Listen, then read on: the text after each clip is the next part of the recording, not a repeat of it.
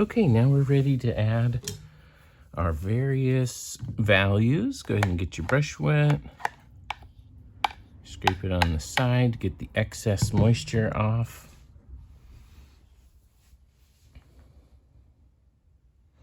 Let's see, where do we want to start? I'm looking at my image off to the side here, and I think I want to begin with some of the more simple areas. I'm going to leave this side all as dark as it is, but I'm going to lighten this side a little bit. So what if I go to my, let's label these. If this is 1 is our lightest, 2, 3, 4, and 5 is our darkest. Okay, so I'm going to go to number 4, it's my darkest gray.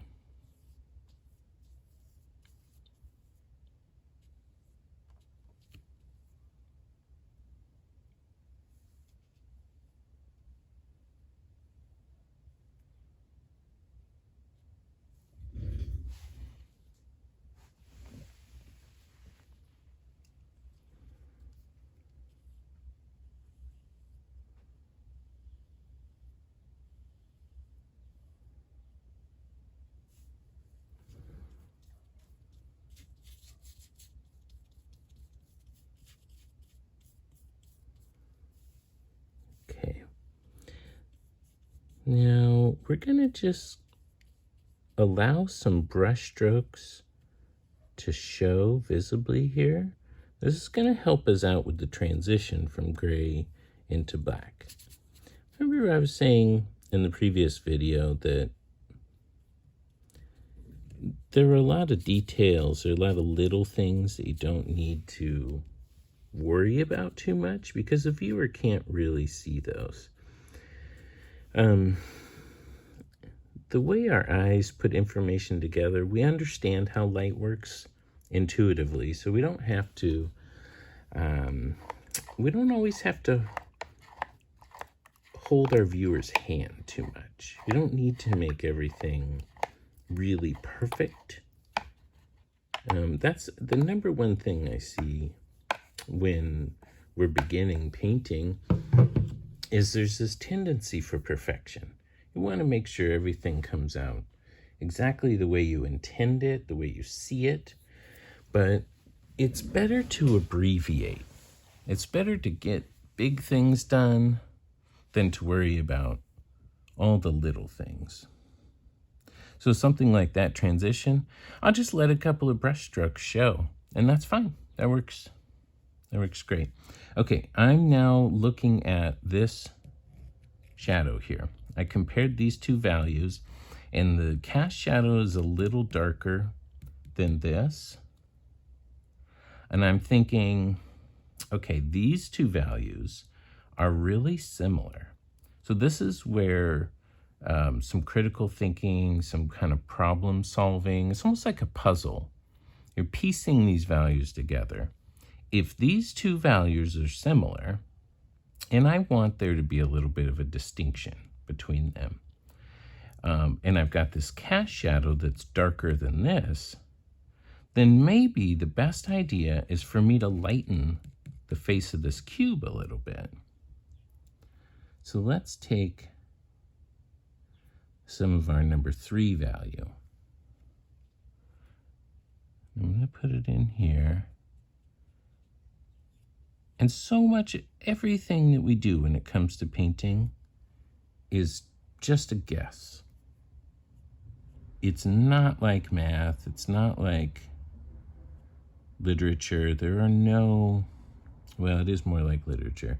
It is not a science. It's not a hard science anyways. It's not like you can apply a formula. You can't come up with a perfect solution. You have to try things, and then you need to make those judgment calls to decide if that worked or not.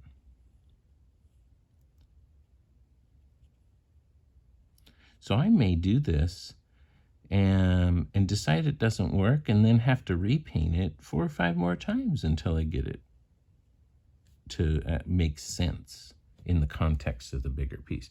Fortunately, right now, that's feeling fine to me. That all works. I do think the value of this cast shadow is similar to the value over here. It's not exactly the same. This is a little darker, but I think that'll work for us for now.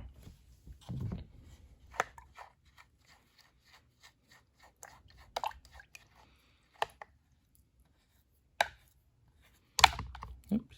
Let's see if we can find another area that's in this value range. This is kind of our, well, it's kind of our core shadow. When it comes to the objects, it's our core shadow, which is not as dark as our cast shadow. But that doesn't mean that this cast shadow is the right value. This might need to be darker. So again, it's about building relationships between values, so you might have to do something a couple times to really get it all to work together. For now, let's take a look at that core shadow on the sphere. And I'm not going to get too fussy about this. The shape is that kind of half moon shape, something you should have perfected in drawing. And I'm going to paint right over where the reflected light is.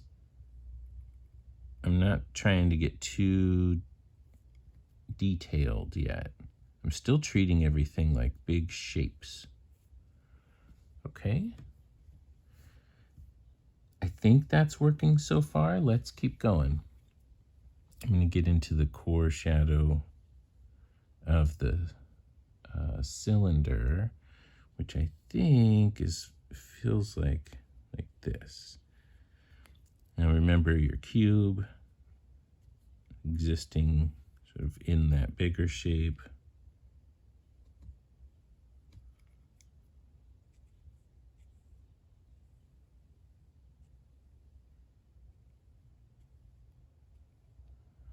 Okay, like my ellipses isn't great. Some of this is a little off. I got some smudged over here. That's fine. Just keep moving. I don't want to get too fussy about those kind of things. That's stuff that at the end, if I want to clean it up, I can do that. Let's add, this though, that line where you can see, let me zoom in, make sure you can see it. Yeah, see that light line there? That's going to really ruin the illusion of the painting. So I need to take care of that. That's one of the few detail things that we do need to pay attention to.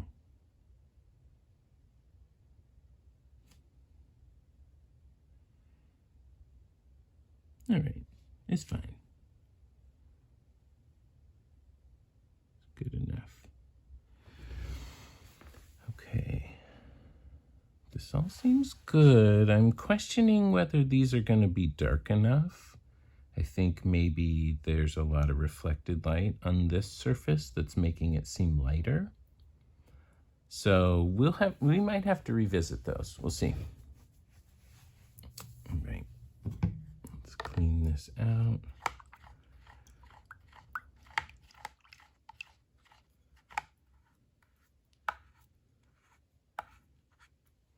Notice how I'm moving around my painting.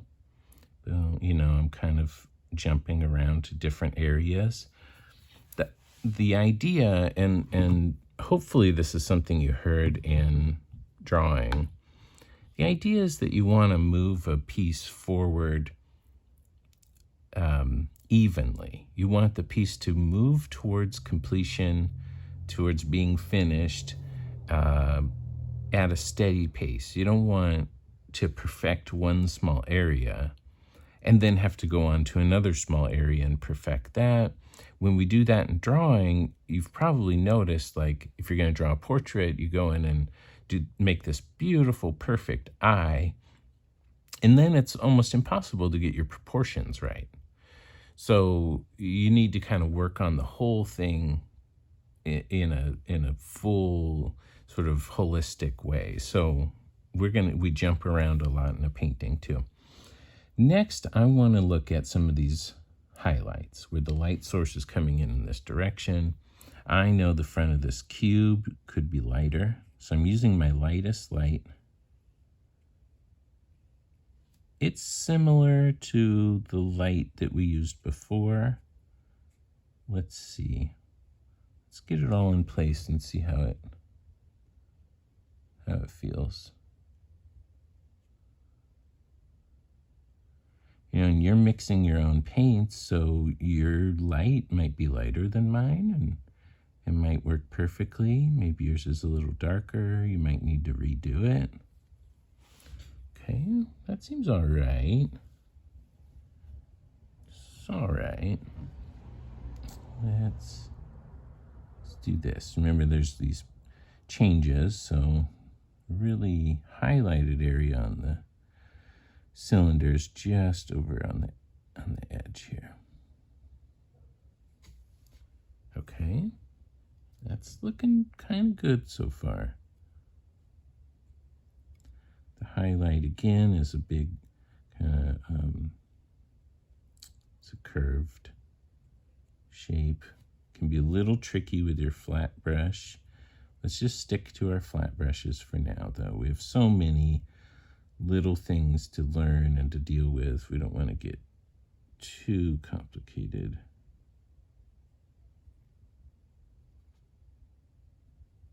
Okay.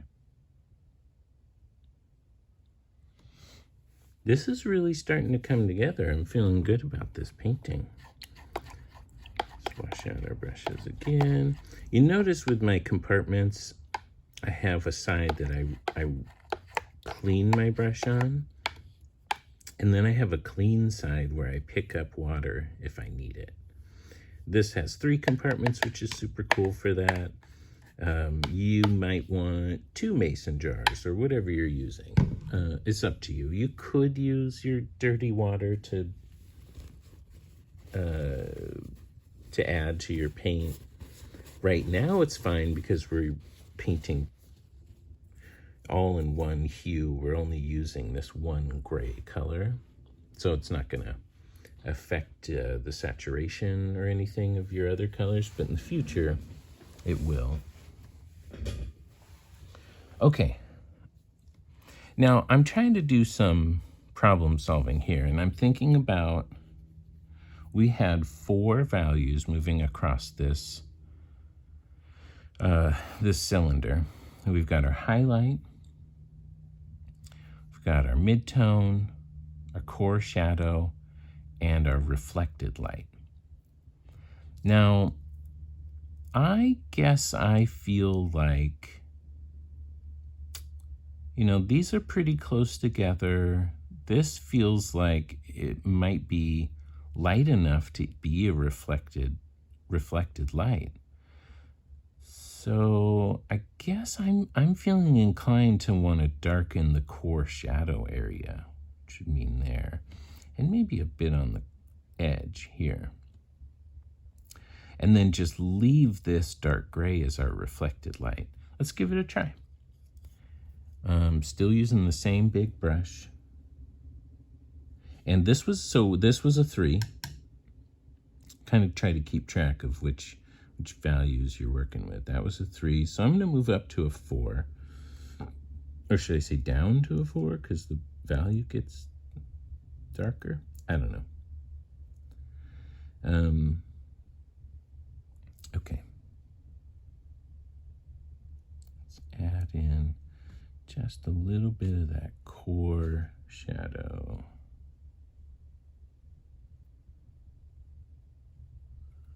Yeah, let's add a little bit of that to the edge of this cube. can just sort of make some brush strokes.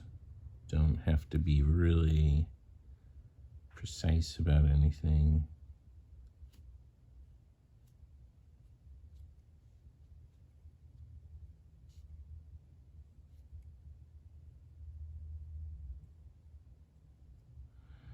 Now I'm looking at the reflected light on the sphere, and I feel like it's pretty small. It's a small area. So I'm going to pull this cast shadow, or sorry, core shadow. I'm going to pull it over and make it bigger. It feels like it was too small. Now, you may see what's happening here. Let me zoom in. See what happened right there? My paint was still wet. This medium gray, my number 3 gray, was still wet. So when I drove, I tried to brush over it with my number 4 gray. I picked up a little bit of the 3 and it got mixed in there. That's totally okay. You can add more of the number 4 on top of it. You could let it dry. You could let them mix together a little bit. You don't want to do that everywhere. If there's just some spots where that happens, that's fine.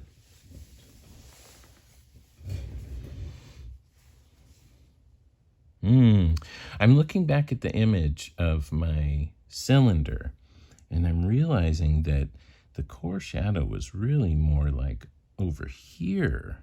My number 3 value was more like way over here. So why don't I'm going to add all of that in. Let's see.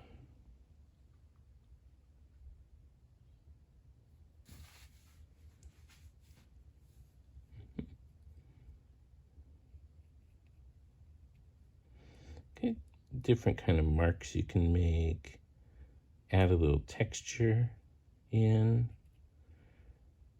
Part of the reason I want us to only work with one brush for now is so that you can really see the variety of things you can do with one brush.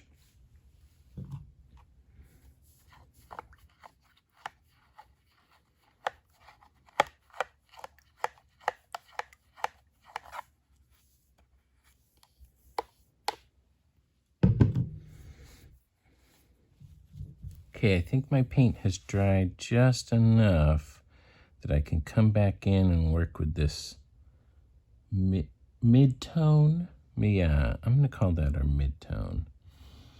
So let's see, I used our lightest light, so our number 1 on the value scale for the highlights. Let's try 2 as our mid-tone.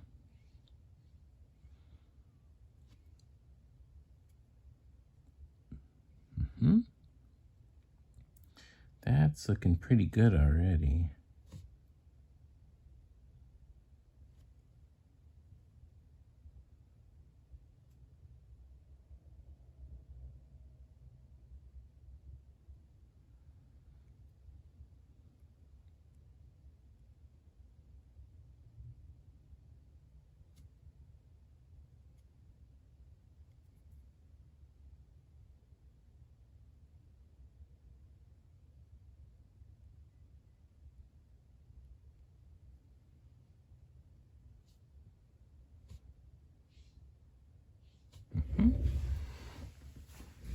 Yeah, that looks all right.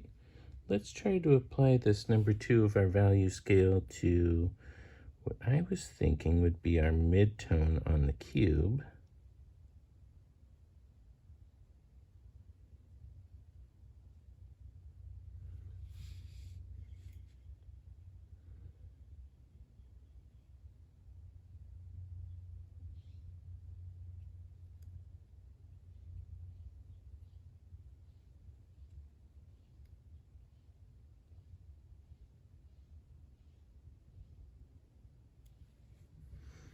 I like that. That seems to feel a little better. Now let's try it over here.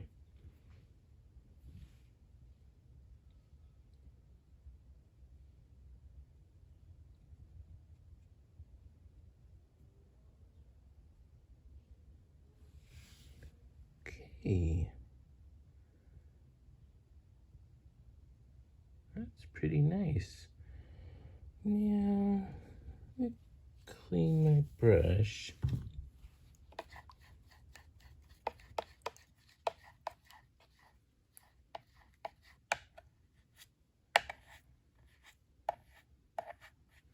I'm looking at the image and I'm trying to decide if I want to darken the top of our cylinder. It does seem to look in the image a little bit more like the number 2 value that we used. Let's try it out. That gives me a chance to adjust the shape a little too.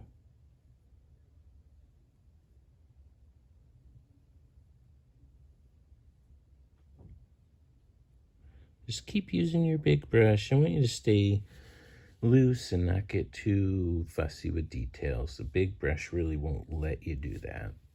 Won't let you get too caught up in details. I think that's good for the top. Let's go through and compare our values compared to the image.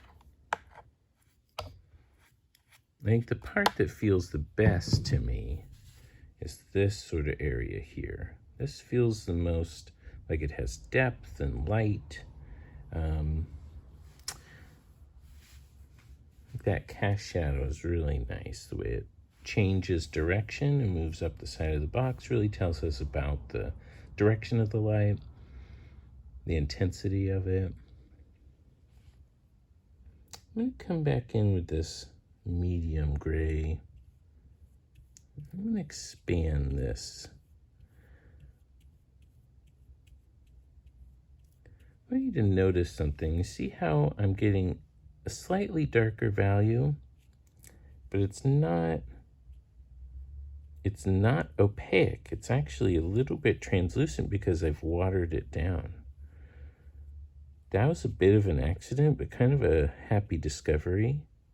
I'm just going to let that be what it is. I like that. To darken that value just a little bit, not too much. I think that's great. I might grab, just, now this is a little on the fly mixing. I'm going to take my number 4 value and then just the tiniest bit of my number 5 value. I'm going to make something that's tiny bit darker than that. It's not fully in between the two. It's just a little darker than that. And I'm going to apply it to the cast shadow of the cube because I think it's really going to help give us some depth.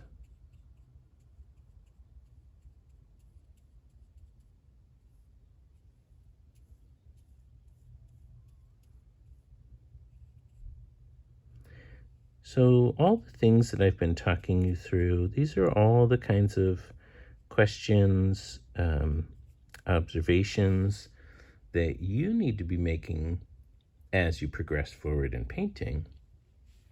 That's really going to help you learn how to paint on your own. It's one thing to follow along with me, but you really need to understand the reasons behind the choices that I make so that you can start to make those judgment calls yourself. And you may make different choices than me, and that's okay.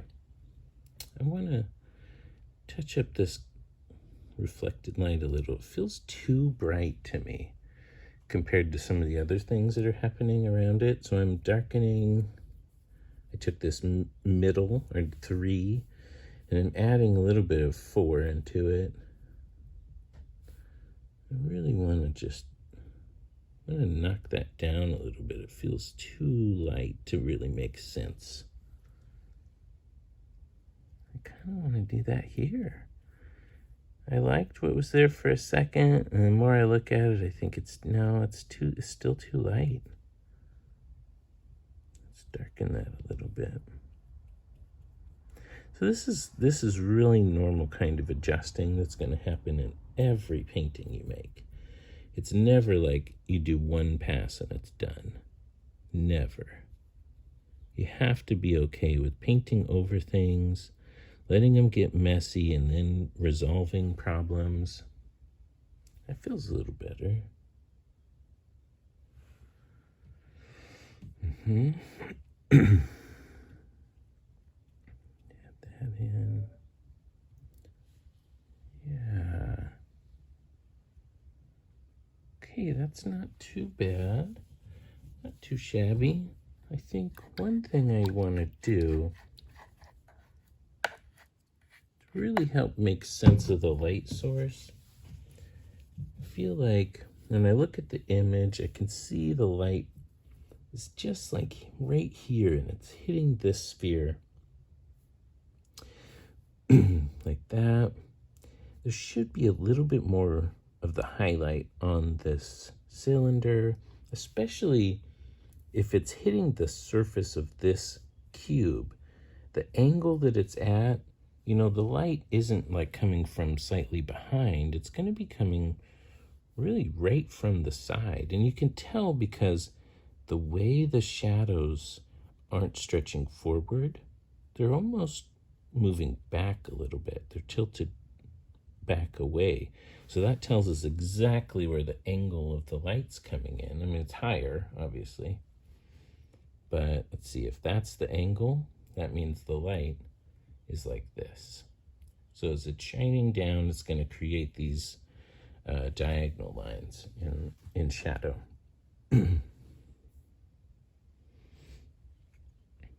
let's expand this a little bit.